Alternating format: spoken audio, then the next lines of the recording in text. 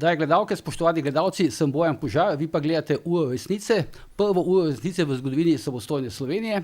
Z menoj v studiu sta Edvard Karič in pa Miran Videčič, lepo pozdravljena. Vidimo se spet ponovno malo zbira. Jankovič, o katerem bi mu danes govorili, bi rekel temu najboljše moštvo. Dobro, skratka, tema današnje oddaje je to famozno pismo ljubljanskega župana Zorana Jankoviča srpskemu predsedniku Vučiću. Zdaj, ta tema je sicer že stara nekaj dni, ampak v principu je prav, da pokomentiramo neko genezo tega pisma, zakaj je pravzaprav do tega pisma prišlo, kaj je pravzaprav to pismo pomeni, ne toliko za srbsko politiko, predvsem za slovensko politiko. Zdaj, Miran, ti si tudi dobro poznavalec Balkana. Kaj si recimo ti pomislil, ko si prebral to pismo? Zdaj, to bi še dodal, vsi vemo, da ga Jankovič tukaj ni publiciral, kar pomeni, da ga je skrival, mi smo ga v bistvu izvedeli šele iz srpskih medijev. Ja, srpskih medijev. Zdaj, tako veš, pravzaprav za razumeti te zadeve se je treba malo vrniti v zgodovino. Ne? In sicer tam v 90. leta, ko je Jugoslavija razpadala in so te republike pravzaprav postajale samostojne, kreatorji, bom rekel, tistega časa. Daleč si šel nazaj? Niti ne. Boš kasneje ugotovil, zakaj. Kreatorji tistega časa so bili dejansko kadri iz bivše partije in pa bivše tajne službe oziroma SDV, ki so imeli denar, medije in vse stalo. Edino, kar so mogli takrat oni za nadaljevanje oblasti kvalitetno speljati, je to pravzaprav dojemanje teh republik, ne? Se pravi v Srbiji nekako odvigant nazaj tisti nacionalizem, na Hrvaškem malo ustaštva, malo partizanstva. Ti govoriš v bistvu o teh službah, tajnih službah in partijah po vseh teh državah bivše Jugoslavije. Tako, v Bosni in Sloveniji nekako je bilo to partizanstvo še naprej dano in enostavno so v politiko potegnili tudi take ljudi, ki so jim zagotavljali in omogočali nadaljno, pravzaprav majčkeno bolj pod radarjem, ampak obvladovanje vsega, kar se v teh republikah dogaja. Zdaj, če se samo za Srbijo, pravzaprav, če sem Srbijo pogledamo, kako funkcionira pravzaprav ta Vučićev režim. Vučićev režim funkcionira na močni podpori Srbske pravoslavne cerkve in na močni podpori tajnih služb, BIE v tem primeru. In potem se to malo širi z leti, polkriminal, kriminal, in zdaj pa tle je pa ključna zgodba do Slovenije. Pa mediji, verjetno. Tako je. Tle je pa ključna zgodba do Slovenije, a veš, če se spomnimo recimo Drnovška ali pa tudi Janše na nek način, to niso ljudje, ki so vodili državo, niso bili fascinirani s tem režimom. Torej, ta moment, te glavni igralci, ta moment, Golob, Jankovič, Čeferin, so pa blazno fascinirani s temi avtokratskimi režimi. Ne samo. To je tudi Jankovič napisal v pismu. Poglej tudi predsednika UEFA Čeferina, Katar, ki je sponzor, bom rekel, Hamasa vrsto let. To so to neke avtoritarni režimi, ki so te naši fantje blazno navdušeni nad njimi. Seveda, Čeferin se lahko tle skriva še za nogometom, Jankovič pa ne. Jankovič pa pravzaprav pride, kot se reče, svina v buče in potem pride do tega, kar je prišlo. Cela ta zgodba podpore je pravzaprav ena tragikomična zgodba Slovenije. Tudi to, kar se je kasneje dogajalo, pismo 100. Ampak hočem reči, fasciniranost s tem režimom. To je bistvo. Jaz sem vsem prepričan, Edvard, da se ni Jankovič spomnil tega pisma. Jaz mislim, da on dobil naročilo, koliko smo videli tiste posnetke gradonačelniče, a veš, kaj Vučić vpije, dođi vamo, da ti nešto pokažem. Jaz mislim, da mu je tukaj Vučić naročil, da naj on nekaj napiše. No, jaz mislim, da je vsaj dve stvari sta tukaj zelo zanimivi. Jaz tudi mislim, da je v bistvu zdaj mogoče mu ni direktno naročil, zagotovo je pa pričakoval, da bo Jankovič nekaj odreagiral kot njegov prijatelj. Bom rekel, to je tak tipičen primer, se mi zdi, balkanskih poslov, kjer pač se izraža neka podpora in tako naprej. In Jankovič se je tukaj postavil na, dajmo reči, neko napačno stran zgodovine, kjer je ta balkansko primitivna, dajmo reči, jaz se tukaj strinjam s to genezo, nekak tranzicijska naveza, je pač nekaj, kar duši celoten Balkan. To ni na mojem zelniku zrasli, da imamo v Sloveniji srečo, ko imamo Hrvate vmes, ki so še bolj, kaj ne rečem, nacionalistično osveščeni kot Srbi. Drugač bi bili mi tukaj zgolj samo še verjetno neka enklava. Ne? Ker dobro vprašanje tukaj je to, ne? Zakaj je ta zgodba z Jankovićem postala notranje politična zgodba v Sloveniji? Ne?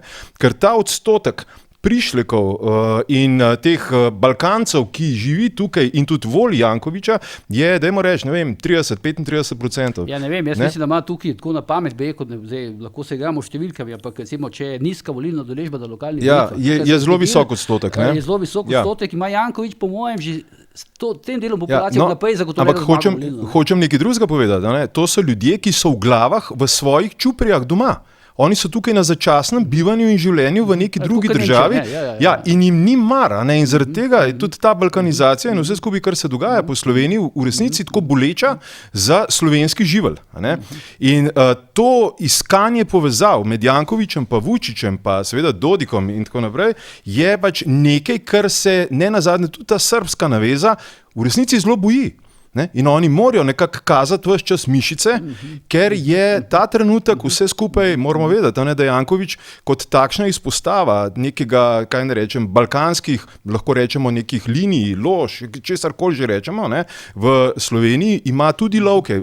Ena lovka je pri Golobu in druga lovka je Alenka Bratušek. To je vse to, kar se je skozi to genezo slovenske tranzicije navleklo v različna ministrstva, na različne dele slovenske budžeta in ki to danes pač obvladuje.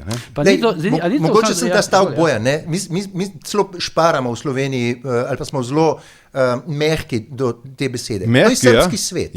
Mehki. To je srpski svet in poglej, kaj srpski svet ta moment danes rabi. Pokorili so Črno Goro. Pokorili so praktično Bosno in Hercegovino. Na moje veliko razočaranje recimo makedonska VMRO zelo intenzivno se deluje z tem režimom in kaj v Sloveniji si potreboval samo mehkega premijeja, da lahko ta ves kapital, ki je vprašljiv, pride v Slovenijo. Spomnim se Bojan, mi dva smo imela nekoč, ali pa vse smo bili vsi trije v neki vdaji, na neki drugi televiziji. Mi smo veliko pozajali ta srpskega smo pozajali na to, preden je Golob prevzel vlado. Jaz se spomnim mojih besed. To, če mi ne vemo, kaj se je v Romuniji dogajalo, to, če mi ne vemo, kaj se je dogajalo z financiranjem političnih akterjev po Balkanu, ne pomeni, da ne vejo srpske obveščevalne službe, ne pomeni, da hrvaške, bosanske obveščevalne službe ne vejo in podobno. Poglejte, samo današnji primer, jutranji članek recimo izvrstno obveščenega bosanskega novinarja Avda Avdića, ki je poznavalec Balkana, torej kriminalnih zgodb na Balkanu. Slovenska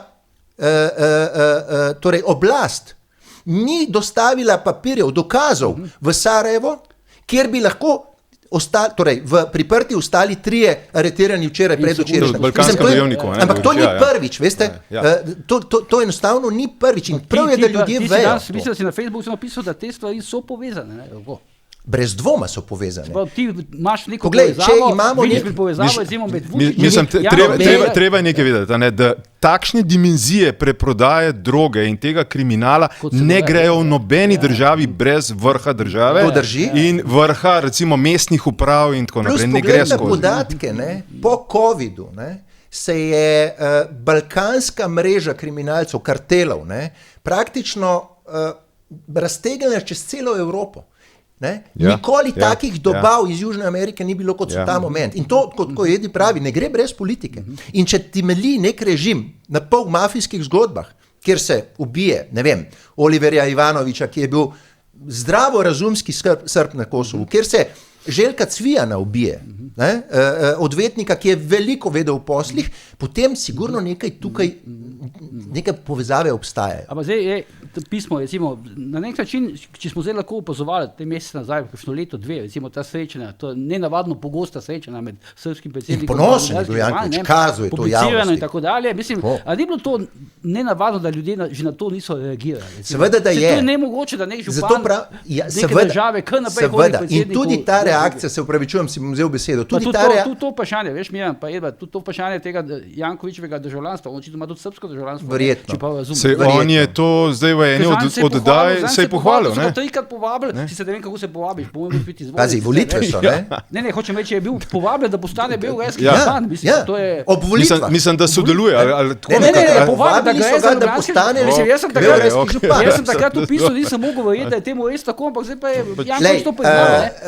Hočem reči, zakaj se ljudem to ni zdaj čudno, pa recimo, zakaj se ni zdaj čudno, da Čeferin, Aleksandar Čeferin, predsednik UEFA, ki se ne sme mešati v politiko, v predvolilni kampanji hodi skupaj z Jankovićem, Dodikom, ne, vsi vemo, kdo je Dodik, in Vučićem odpira stadion. Jaz se ne spomnim, kdaj je predsednik UEFA, katerikoli, pa lahko da grešim, ampak se ne spomnim, da bi sodeloval v predvolilni kampanji kateregakoli evropskega politika. Ne? Čeprav potem, ko so začeli srbski novinarji na to opozarjati, je pa pobegnil, ne? Se več ni pojavil. Ja, pobegnil in se skril spet za nogomet. To zdaj je tiho. Ampak poglej, jaz poznam razmere zelo dobro, recimo v Bosni in Hercegovini. Predsednik nogometne zveze Bosne in Hercegovine je nečak Milorada Dodika. In eden boljših prijateljev Aleksandra Čeferina, saj tako govori sam Vico Zeljković, ne, to je ta predsednik. Vučić javno napiše, da je Aleksandar Čeferin njegov prijatelj in podobno. Skratka, a veš, mi imamo eno... Kako so vsi prijatelji? Ne, ampak to je tisto, kar govorim. Srpska posla, mislim, od tukaj do Beča. To je tisto, kar ti govorim, kar sem povedal na začetku. Neverjetna fasciniranost teh slovenskih fantov, elite nad tem režimom. Ja, po mojem si vsi želijo biti trdni, močni. Ja, gledajo filme, jaz se ne spomnim, da so celo slovenski komunisti bili tako navezani na Slobodana Miloševića, bili so na režim, na sistem, na ideologijo. Ampak tako je pa ta trojica, z Golobom vred, da se ne lažemo. Janković, Čeferin, Golob. Tako so pa si videl reakcijo Goloba. Si videl reakcijo Goloba. Si predstavljaš, da mora tvoj kabinet te popravljati v izjavi. Čeferin se seveda ni oglasil, kar je pametno vsaj. Ampak hočem ti reči, ta norost, te fascinacije in s tem sodelovanjem zadnjih 10 let je tudi vpliv, in na to sem jaz opozarjal, vpliv srbskega ali pa kapitala Republike Srpske množično začel prihajati v Slovenijo. Noben se ni vprašal, tudi v končni fazi, tudi Janševa vlada, nihče se ni vprašal. Ja, nihče mogoče ni bil, ne vem. Odkot ta kapital, ali je čist, ali je umazan, pod to vlado je pa to še toliko bolj hudo. Tako da, jaz mislim, da enostavno proti tem, čemer se borijo Črnogorci pa Bosanci ta moment, oziroma Bosanci in Hercegovci, bo treba verjetno tudi v Sloveniji se vprašati, ali ta srbski svet ne prihaja premočno, ne govorim o zdravi Srbiji. Kaj je danes zdrava Srbija? Zdrava Srbija je tisto, kar poznamo iz Prve svetovne vojne, po zgodovinskih dejstvih, heroji in podobno, konec koncev prijateljstva, kulturna sodelovanja, športna sodelovanja. To sigurno ni tista Srbija. To je srbski svet. Ampak zdaj, recimo, to pismo, še malo en komentar, če prečitaš natančno pismo, vidiš, da je na eni strani je pač Janković izrazil to občudovanje tega močnega voditelja Vučića, na drugi strani, mislim, zraven pa mi je bilo zanimivo, ker je Janković Vučiću ponudil vso pomoč. Kaj to pomeni, da bo prišlo policijske sile? Politični azil mogoče, če bo mogel pobegati iz Srbije. Čeprav tukaj zdaj Srbi, to veš, pletejo kar blazno mrežo, ti Vučićevi tajkuni. Od Trsta strahovito kapitalsko vlagajo, Goriška Brda, Zemono, Fruktal je že zdavnaj šel. To je zdrava zgodba bila. To je bilo daleč pred tem vsem, kar se dogaja ta moment. Jaz govorim o tem kapitalu, ki ga želijo skriti. To zdravo, ne zdravo je potrebno videti tudi v kontekstu, to se pravi snežne kepe. Hotel sem samo to reči, da Janković nima dobenih pomislekov, ko treba predvsem na silo izseliti med Telekom. Tisto je bilo narejeno. Brutalno.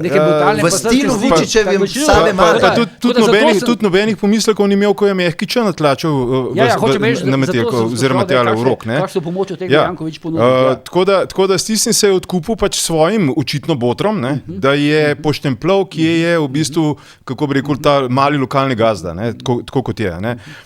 Dejstvo pa je, da je ta trenutek je mogoče Slovenija prvič začutila, da je konec nekega, kaj ne rečem, srbijanske oblasti v Ljubljani. Koliko časa bo to še trajalo, to jaz ne vem. Ampak vsak župan se po 15 letih, dajmo reči, izpoje. Novega zagona, ni rekel, tako umazane Ljubljane, kot je zdaj, v zadnjem času, je to naravnost neverjetno. Jaz sem iz svoje mladosti pač vajen, recimo, da so avtobusi na par minut krožili po Ljubljani danes, razumem ekonomsko, vse to razumem, ampak zdaj, kakšna ekonomija pa vlada v bistvu na nekem mestnem potniškem prometu in tako naprej. Tako da prvič se je zdaj zagugalo, ker je desnica skočila resno po konci, levica se je pa prvič v bistvu na tihem pridušala, da mogoče pa to res ni najboljš. Potem je prišel Milan Kučan, ki je rekel, da je bila to politična napaka in se je začelo čiščenje na RTV. Ne vem, če je ravno tako. Tisti trenutek, ko mora Kučan stopati iz svojega upokojenskih kavic tam pred kamero, tisti trenutek morajo zvoniti alarmi vse povsod. Ko Janković mora dati obleko gor. Tako da ni tako enostavno. Spomnim se nekaj mesecev. Okoli teh odzivov, bi sam še rekel, zdaj pač pa ni že minilo, zdaj imamo na eni strani peticijo Klemna Grošlja, bivšega evropskega poslanca Svobode oziroma prej LMŠ-ja, imamo to pismo teh ljubljanskih intelektualcev, peticijo je podpisalo zelo malo ljudi, mislim, da okoli 500. Mislim, da je Grošljevo okoli 500-600, tam pa okoli 1000. Imamo odziv Kučana in imamo odziv na nek način Goloba, pa bi zdaj prosil, če bi malo te stvari recimo analizirali. Meni se zdi zelo pomembno nekaj, da so vsi te odzivi na nek način enotni. Da je odziv bil neprimeren, to se pravi, da to pismo samo po sebi bilo neprimerno. Jaz bi mogoče še pol koraka šel... Ta fenomen bi najprej mogoče, da Edvard pa Milan čistimo, zakaj recimo je zdaj Ljubljana, pa tudi ljubljanska levica in tako dalje, zakaj so ljudje naenkrat postali občutljivi na Jankovića, na to, kaj je naredil v prejšnjih velikih notranje političnih aferah, farmacevtka, sodišča in vse te stvari, kanal C0 in tako dalje, pa praktično dobenega tega resnega odziva. Zakaj zdaj takrat, ko gre recimo za Srbijo, pa za srbske študente? Ja, prvič, to je tisto odgovor na vprašanje, ko sem jaz ga prej postavil. Zakaj je neka Srbija postala notranjopolitična tema v Sloveniji? To je bolj malo razložil.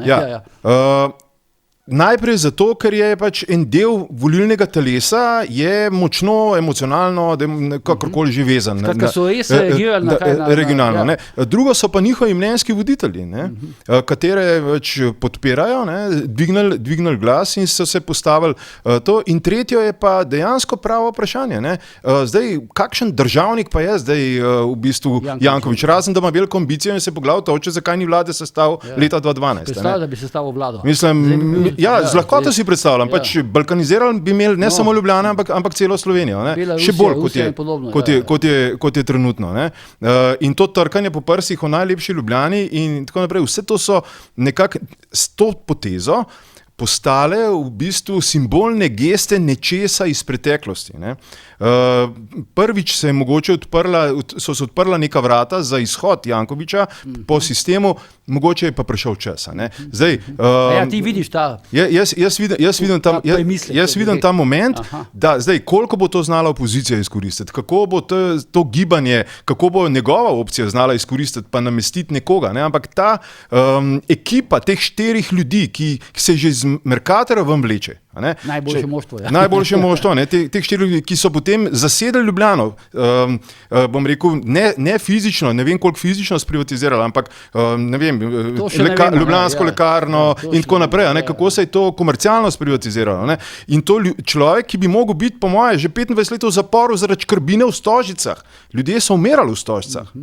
Ja, pa to si ga videl, zdaj tudi Nastrešek, žrtve Nastreška v Srbiji, da so gredo smutile. Ker gradbeništvo kot takšno, zdaj se razkopava pač Ljubljana, jaz mislim, da je tudi veliko dobrega narejeno, tudi skozi gradbeništvo, ampak gradbeništvo je pač neka specifika, kjer je mafija doma. Gradbeništvo kot tako ima posebno zakonodajo znotraj gospodarskega prava. Imaš izdelke, storitve pa gradbeništvo. Tako da je te implikacije se meni zdijo bistveno večje in jaz mislim, da je Janković prvič so se mu majčkeno zatresle hlače, da tako enostavno pa stvari ne bojo več šle naprej in ta trenutek, če bo opozicija to znala še naprej pritisniti v sentimentu med ljudmi, ker moramo še nekaj vedeti, to se mi zdi pa zelo pomemben. Te demonstracije v Srbiji, Zdaj mi lahko govorimo o spontanih, izmernih protestov v takšnem, ampak to se pravi demonstracije, kjer prije 100.000 ljudi ali pa še več ljudi na cesto in da se vzdržujejo toliko časa, to lahko se začne spontano, ne? Ampak vzdrževati, pa logistično peljati, pa medijsko to pokrivati, pa peljati je pa nekoliko bolj zahtevno, kot da se trije fantje tam, ki so, bom rekel, upravičeno jezni, upravičeno in tako naprej. Jaz sicer ne vidim takega, bom rekel, jaz mislim, da je tukaj Kučan na nek način poskušal zaščititi Jankovića. Seveda. Ja, pa se ga mora poskušati zaščititi. Zoran Janković je eden od bistvenih igralcev ideologije. Kuča bi lahko rekel, to je popolnoma nesprejemljivo. Koliko je takrat rekel za policista, generalnega direktorja policije, ki je pol naslednji dan odstopil. Ampak moraš vedeti, Janković je velik financer. Ravno to sem hotel reči. Moramo vedeti, da ideološko jedro, Kučanovo ideološko jedro je levica. To niso ne Janković, ne Golob in tako naprej. To je levica. In njih je potrebno financirati, ker je enak sistem delovanja. Tako kot se kolesari obvod za Goloba, tako je Janković obvod za trdo levico, za financiranje in tako naprej. Lej, jaz sem pred dnevi objavil, kar se tiče teh srbskih demonstracij, da upam, da ne bojo šle v napačno smer, torej v smer, kjer bi ta študentarija, ta mladost, ki je iskreno se dvigalna, pridobila tudi, se pravičujem, kmete in podobno, te demonstracije predala v roke pa drugi skrajnosti. To je pa ta Đilas Šolakov režim, kot ga jaz poimenujem. Zelo vesel sem bil, ko so študenti zavrnili, nastopali so, ampak so zavrnili, da tega si ne želijo več, raznih medijskih, torej Šolakovih in pa Đilasovih medijskih igralcev, Kesića, Ivanovića in podobnih, tudi režiserja in priznanega igralca Belogrliča, in povedali, da si oni tega ne želijo. Res si tega ne želijo, ne delajo, torej ne rušijo Vučića zato, da pripeljajo na oblast novega Vučića. Ker Šolakovega Vučića. Seveda, gledajte, demokrati pred Vučićem niso v nobeni točki delali drugače, oziroma malo lepše so delali, ampak bistvo vodenja je bilo pa enako. Tako da in če zdaj to preslikam pa v Slovenijo, zakaj tak odziv? Bojan, ti se boš spomnil, ker spremljaš tudi moje delo, jaz že mesece in mesece opozarjam na ta režim. Mesece in mesece. Režim Vučića. Ja, Vučića. Ampak, a veš, do zdaj pravzaprav te provladni mediji in pa ta intelektualna sredina ni želela slišati tega. Pa Janši so ga pripisovali. Pa Janši so pripisovali. Niso videli Črne gore. Pazite, predsednica Nataša Pirc Musar celo izjavi, da je Črna Gora lokomotiva vstopa Balkana v Evropsko unijo, kar je norost. Zdaj se je pa zgodil nekaj, to se pravi 200.000 ljudi na ulicah in te slovenske odzive jaz razdelim v 2-3 točke. Se pravi, intelektualci, ki je prvo podpisana Slapšakova, so dejansko želeli, tako, da Sloveniji predstavi ali pa ponudi te demonstracije kot demonstracije opozicije srpske, ki pa je katastrofalna. Tako da tle treba ločnice potegniti. Seveda niso reagirali na Jankovića ob farmacevtki, ob C0 in podobno, ampak tle so pa poskušali pomagati tej srbski opoziciji, da prigrabi to zadevo in tudi Slovencem. Hočeš reči, da to pismo je bilo tako, potem, da predstavi... Je bilo politično motivirano tudi. Ja, seveda. Recimo jaz tle še najbolj verjamem Grošlju, pa je mogoče seveda, da je malo obremenjen zaradi tistih zgodb, ki seveda akteri niso nikoli priznali, ne Janković, ne Vučić, ampak tisto se je res dogajalo. In Grošelj je tle z neko iskrenostjo, ker je tudi deloval v Evropskem parlamentu tak, da je nekako iskreno opozarjal na ta režim. Tako da Kučanov odziv, vidva ga verjetno bolj poznate, kaj jaz, Kučan prvo počaka, da vidi, kakšna bo, da dobi odzive in potem odreagira. Ampak kakšna je bila reakcija? Reakcija je bila mala politična napaka. Golob, ki sta ga pa prej hotela v to skupino dati, Golob ni reagiral zoper Jankovića. On ga je celo podprl, da ima pravico. Tako da, a veš, treba je tle gledati tudi v teh slovenskih razmerah na vsako dejanje torej spoznati ozadja, vsebino in podobno. Jaz trdim, da bo Zoran Janković preživel. Jaz se ne strinjam z Edvardom, da je to nek začetek njegovega konca ali pa da bo prišel zaradi tega. Jaz sem ga gledal na Odmevih, je bil destabiliziran. Ja, ranjen je, ampak verjemi mi, on je bil najbolj ranjen zaradi tega, ker ni smel jasno, odločno, samozavestno to, kar je ta balkanski frajer povedati na Pop TV, jaz podpiram svojega prijatelja Vučića in to vas ne briga. Ja. To je edini razlog, da je bil malo bolj tako polit, kot bi bil puscan. Drugač pa ne. In je pa toliko pomemben igralec v tej ideologiji levi, da ga ne bojo pustili potopiti. No, jaz mislim, da je tukaj bil predvsem prisoten njegov strah skozi zavedanje, da ga novinarji ne bojo podprli. Njegovi novinarji ga ne bojo podprli, sčasoma bojo že napletali. Ja. Ampak njegovi novinarji, recimo tudi Bergant je bil zelo zanimiv. Bergant zdaj prihajajo podatki, da ga Janković plačeval. Mislim, vodil neke dogodke, kjer je MOL Ljubljana bilo financiranje.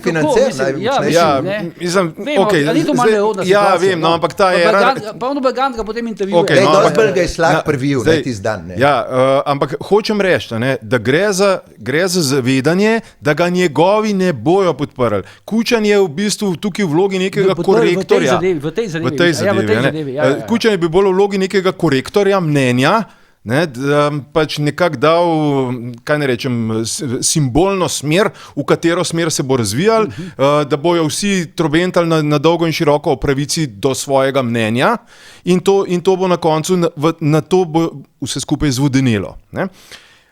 Dejstvo pa je, da je pa priokus tega, da je te balkanske naveze ali pa teh srbskih poslov v bistvu toliko globalno. To pa viš, da bo ostalo. Ja, to pa se ne bo izpralo. Ne glede, kaj bojo zdaj v bistvu razni servilni novinarski aktivisti pletali zgodbe skozi to. Jaz mislim, da je še daleč največ, kar bojo naredili, to, da bojo utihnili.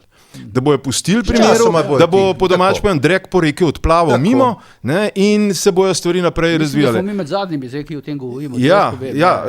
Tako da jaz mislim, da je pa treba o tem bistveno več govoriti ravno zaradi tega, da ta zadeva pač ostane. Mi živimo znotraj tega, kar je poskušal Janković manifestirati na nek način in še bolj pritisniti na javno mnenje v smislu, kdo je tukaj gazda in vse te stvari, kar običajno damo pod nek naziv srpska posla. Se to sta verjetno opazila.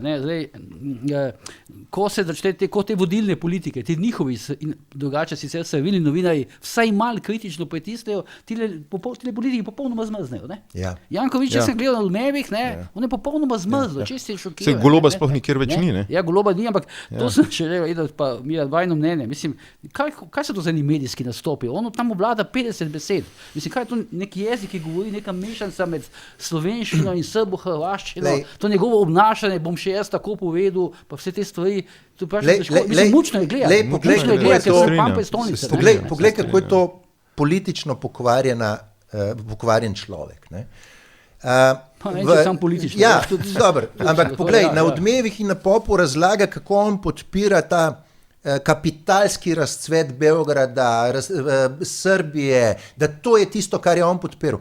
Se spomnite Rožnika? Da bo kapitalizem propadel, da bo... Se pravi, ne rabiš v globino Jankovićevih besed, da vidiš, kakšen prevarant je. To je res neverjetno. Ker zdaj do 1. maja verjetno bomo to malo pozabili, za 1. maj se bo spet drl, kako bo kapitalizem propadel, tamle bojo ljudje 80 let stari zvezdami ali pa ne vem kdo še vse mu ploskali, pojedli čevape, popili kakšno pivo in bojo šli domov in to je vse, kar bo iz tega. Tam pa hvali kapitalistične milijarde. In potem bomo brali take, kot beremo danes strani Audića, da Slovenija ne reagira na zahteve po dokazih in se spuščajo po Balkanu kriminalci. In tukaj še nekaj se mi zdi zelo pomembno, to, kar smo ravno pri socializmu pa kapitalizmu in tako naprej. Zdaj, zakaj gostinci trpijo v Ljubljani? Zakaj so cene takšne, kot so? Preprosto zato, ker so razni komunalni prispevki, vse te procedure v ozadju so in drage in zapletene in ni potrebno biti ravno nuklearni fizik, da veš, komu moraš, koga poklicati ali pa koga kaj vprašati, se pozanimati, kdo komu kaj paše, zaradi tega, da lahko posel pelješ naprej. In iz tega naslova gre... To si zdaj pa vidno zavil, se strinjam. Ja, v bistvu ne, in potem to lahko mirno apliciraš pravzaprav na vse infrastrukturne zgodbe, vključno s cenami stanovanj, kjer pa pride v ospredje ideološko jedro teh kako bi rekel, tranzicijske levice, in potem imaš točno to, kako bi rekel, sprevrženost. Na eni strani levica cvili in tuli o ne vem kakšnih dragih stanovanjih, na drugi strani te isti njihovi financerji tako dražijo celoten sistem s korupcijo, z zagotavljanjem finančnih sredstev, da celoten sistem po njihovo deluje, da enostavno več ne veš, nekdo pije, nekdo plača. In jaz pač veliko uporabljam ta izraz, da je ta ladja norcev, na kateri ljudje sedijo in vsak po svoje neki vesla in nobeno več ni jasen, zakaj nikamor več nič ne gre, pa vsi so pametni, kako in kaj je potrebno in kaj bi bilo dobro. Zakaj pa je tako skromen odziv teh velikih medijev na to zgodbo s tem drekovodom oziroma kanalom C0? Ja, preprosto follow the money, zelo preprosto. Tudi največjemu idiotu je jasno, da ti čez vodovarstveno območje zapelješ drekovod oziroma pač ta kanalizacijska vod. Mislim, pa pelga, kjer hočeš, pa ne boš si doma čez vrt, kjer imaš vodo od spodaj, pelal v kanalizacijo. Zdaj smo malo v Ljubljano zašli, ampak ta moment mi je padla ena dobra ideja, recimo tako usporavano, ne vem, tudi Janša ali pa prejšnja LDS, torej originalna LDS, nikoli se ni dogajalo, nikoli, vsaj jaz se ne spomnim, da bi razni kumovi, Kaj s kumovi? Ki jih ima Vučić menda 72, imeli tako močen vpliv, to je tako kot device, tako močen vpliv na slovensko politiko, kot ima ta moment. Novinari pravzaprav se niti ne ukvarjajo s tem, te provladni, mislim, to je že samo cenzura, Delo, Dnevnik, Mladina in podobni, se ne ukvarjajo z investicijami teh ljudi v Slovenijo. In to je tisto, kar je zaskrbljujoče. Zaskrbljujoče je to, da me na Balkanu upozarjajo strokovnjaki. Jaz sem zamahnil, še 3-4 leta nazaj, zamahnil z roko, pa rekel, da pretiravajo. Da so naše inštitucije, policija, sodstvo, tožilstvo prestreljeni s temi interesi. Vse to se vidi. In zato sem, če se vrnem spet na tisto zgodbo iz začetka slovenskih volitev, ko sem upozarjal na Goloba, da je ranljiv, da je to človek, ki bo na premijerskem položaju pravzaprav toliko časa, kot bo ta klika dovolila, in hkrati bo mogel izvajati vse, kar bo ta klika zahtevala. In za me največje razočaranje tukaj je recimo Vojko Volk. Človek, ki ga jaz zelo cenim, svetovalec za nacionalno varnost, ki je pravzaprav, če poenostavim, pustil tej kliki, da je prevzela nacionalno varnost Slovenije. Sestavni del klike, ne rečeš več, da je pustil klike. Klika ga je skozi zamenjala in zdaj se je očitno... Jaz sem, če se spomniš, ko smo govorili pred časom o teh temah... Pa ste ga gledali, da je politični, da bo se hlivo. Jaz sem tudi takrat rekel, da Golob bo eden najbolj osovraženih, če ne najbolj osovražen politik v novejši slovenski zgodovini. Takrat pa še nihče ni verjel, ne? Ne, nihče ni takrat verjel, ampak naravno gre v to smer in ta produkt v bistvu Jankovićeve, kaj ne rečem, derivat v bistvu Jankovićevega kroga, znotraj katerega je tudi Golob, je to naravno producira. In je, bom rekel, se tudi Alenka Bratušek ni ravno... mi tle preveč izpostavljamo Jankovića. Janković je, zdaj bom tako zelo poenostavil, je mali šibicar v tem celem sistemu. Ni on bistven igralec. Tukaj so ne moreš biti mali šibica, če je župan Ljubljane. Ne moreš biti mali šibica. Recimo, Čeferin kot predsednik UEFA veliko, torej se igra z večjimi igralci, se pogovarja z večjimi igralci in tudi kaže to, torej je fasciniran nad tem režimom. Ne? Tako da, Zoran Janković je tle sicer on je bil al pari Dodiku, bom rekel, ne? On je člen celotne zgodbe. Ampak še zdaleč od tega, da bi on bil odločevalec teh vseh. Slišim, da ima težave, da je nervozen tudi zaradi tega, ker so pritiski nanj iz Srbije oziroma teh srpskih vedno večji in da jim prosto ne more več dostavljati toliko. Ne more več suportirati vsega tega. In to je bil izraz Zorana Jankovića v teh dveh medijih. Ja, vse možno. Ker ima verjetno v malih možganih, da bojo zahteve vse večje in večje. Vučiću je pa tudi pomembno, da je dobil, treba je razumeti situacijo. Ena največjih škandalov ameriške demokratske administracije je ravno Balkan. In ta podpora ameriškega demokratskega ambasadorja Hilla režimu Vučića. Ker so demokrati pokazali ta svoj obraz. Vse, kar so želeli, je ta Open Balkan, odprti Balkan, kjer bi zelo poenostavljeno, sicer pod nekim plaščom lepega Balkana, naredili veliko Srbijo, veliko Albanijo, in tem režimom so pustili vse. Albanski režim Edija Rame je itak, bom rekel, ljubljenec Soroševe ekipe in agende. Vučiću so pa praktično puščali vse, samo da je bil na liniji tega odprtega Balkana. No, jaz mislim, da tukaj ne smeš nekako zanemariti tudi gospodarskih interesov. Tukaj je tisti rudnik litija, ki naj bi bil v bistvu eden največjih na svetu. In s tem povezani so tudi verjetno šibki odzivi Evropske unije na celotno zgodbo. Da ne govorimo o Marti Kos, jaz ne vem, a je sploh že karkoli resnega izjavila. Tvita v angleščini. Ampak kako se tem ljudem izide. Marta Kos ima danes spet, a veš, bodimo pošteni, če bi bila Marta Kos ali pa ne bila komisarka, se ne bi oglasila v tej zgodevi. Tako ima pa zdaj saj izgovor, da je komisarka in da ne more neki svoj... Tako, in Čeferina in Jankovića. Tako da enostavno, a veš, ljudje v tej medijski blokadi pravzaprav niso smeli izvedeti za vse to, kar se dogaja zadnjih 10 let na relaciji Slovenija-Srbija. Vsi smo gledali samo Bosno, vsi smo gledali samo Črnogoro, pa Kosovo. Pa tukaj bi se jaz na tvoje vprašanje prej navezal še enem vidiku. Ko govorimo o vdoru srbskega kapitala in odprtih vratih, ta trenutek se na medijskem področju dogajajo tektonski premiki. Če se spomnite 2 leti nazaj, ali pač dobri 3 leta, zdaj bo že počas, v resnici je bilo kar težko verjetno, s kakšno lahkoto bo ta skrajno leva klika prevzela RTV Slovenija. Če se to ne mogoče, po nujnem postopku se bo tam nek zakon sprejemal, zrušil se bo vse skupaj. In je danes, ko gledam, ko pol Slovenije, mislim, ali pa dajmo reči velik del Slovenije, samo še zgroženo gleda, ali pa tisti, ki sploh še gledajo TV Slovenija, samo še zgroženo lahko opazujemo, kakšno poročanje in kakšni pristopi so. In zdaj, ideološko krilo, ko smo že prej govorili, sprejema medijski zakon, finančno krilo počasi koncentrira kablaše, to se pravi televizijske operaterje in tako naprej, in zadeva je bistveno bolj resna, kot se zdi, in bo tudi temu primerno podpora Jankoviću, ne glede kako, kaj ne rečem, izsiljen, lahko se marsikaj na to temo, bo toliko močnejša, ker je potrebno dobesedno te svoje baze braniti. Dobro, mehni tektonski premiki je tudi to, kar danes počnemo na področju medijev.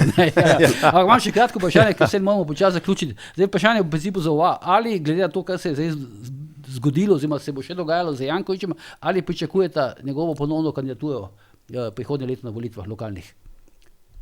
Jo, ne vem, leta pač stiskajo, zdaj je zdrav ali ni zdrav, jaz ne vem. Levo, se marsikaj že leta in leta. Ja, levo, pogojno rečeno, in spet govorimo o levici, to je daleč od levice. Ta kapitalski, bom rekel, pol,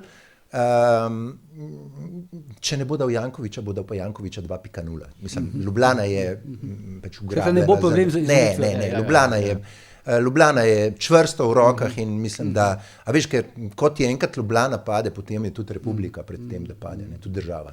No, tukaj se jaz strinjam, jaz pa mislim, da strinjam se o vplivu in moči in tako naprej, absolutno. Bom rekel, Ljubljano bi mogel prevzeti pač po Machiavellevem pristopu nekdo, ki je enako močan ali močnejši, da samo glavo zamenjaš, diktature. Ja. Zdaj, jaz pa mislim po drugi strani, da tukaj se pa ne strinjam, da Janković ne bo. Jaz mislim, da ne bo in da bojo zdaj fizično ne bo več kandidiral. Jaz mislim, da bojo intenzivno iskali nekoga, katerem bo Janković v bistvu predajal nekako, ga podprl, skupaj mogoče. Kontinuiteta vsebine ustane. Vse to je Janković 2.0. To absolutno, se pravi, v tem smislu se strinjam, da pa on fizično s pojavo in tako naprej, pa jaz mislim, da ne bo, da ima mogoče tudi za njega prišel čas, ko bo tudi on rekel, zdaj imam pa jaz tudi mečkan dovolj. Če pa veš kako je, ko je Bandić umrl v Zagrebu, se je v sistem dobro, tiste je bilo nenadoma. To pa je vendarle temelji njegova osebna družinska ekonomija, temelji na njem. Edi pravi, da lahko v kratkem pričakujemo nov hotelček v Ljubljani, če se spomnite na začetku mandata, je Zoran Janković rekel, da bo delal menda župan dela samo še na podlagi obljubljenih lastniških deležev, tako da ti hotelčki so Da, hotelček že obstaja, očitno, ker bo on receptor. Sem slišal pet oddajo, da se menda KPL je preselil sedež, ne? Bojda v Mrkonič grad. Bojda v Mrkonič grad. Ja, Kaja Milanović je. Koncentracija. To je spet del srpskega sveta. Kaja Milanović kot največjih podpornikov Milorada Dodika. Ampak kaj ni zanimivo? Eno od ključnih ljubljanskih podjetij ima sedež v Mrkonič gradu. Tako. Ena najboljših podjetij nekoč. In na koncu še nikogar to posebej ne preseneča. Ne, niti ne tangira. Pa mi se malo smejamo. Dobro, dragi gledalke in gledalci, to je bila današnja ura resnice, prva ura resnice. Edvard in pa Miran, hvala, da ste bila nocojšnja gosta. Hvala za povabilo. O tej temi bomo zagotovo še govorili. Vidimo se prihodnjič v sicer istem studiu, ampak nekoliko drugačni zasedbi in seveda ne pozabite, ker je bojanje tudi požar.